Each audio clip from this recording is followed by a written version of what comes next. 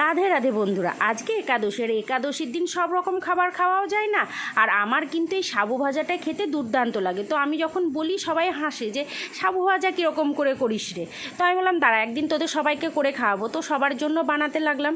তো সাবু, বড় দানা সাবুগুলোকে প্রথমে ভালো করে শুকনো কাপড় দিয়ে মুছে নিয়েছিলাম। তারপর কড়াই বসিয়ে দিয়েছিলাম, কড়াইয়ে দিয়ে দিয়েছিলাম যে সূর্যমুখী সাদা তেল, ওই তেলটা। তারপর সাবুদানাগুলো দিয়ে দিয়েছিলাম। সাবুদানাগুলো যখন ভেসে উঠলো তেলে, তখন সাবুদানাগুলো একটু নাড়াচাড়া করে নামিয়ে নিয়েছিলাম। তারপর লাল বাদাম ভেজে তুলে নিয়েছিলাম শুকনো লঙ্কা ভেজে, কয়েকটা কিশমিশও ভেজে তুলে নিয়েছিলাম, আর কারি পাতা।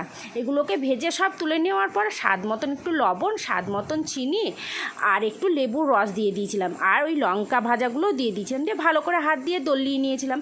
তারপরে যেভাবে মুড়ি মাখায় সেভাবে মাখিয়ে নিয়েছিলাম। আর মাখিয়ে নিয়ে সবাই মিলে যখন খেলাম, সব দুর্দান্ত লাগছিল। সবাই খেয়ে বলছে হ্যাঁ, খুব সুন্দর লাগছে।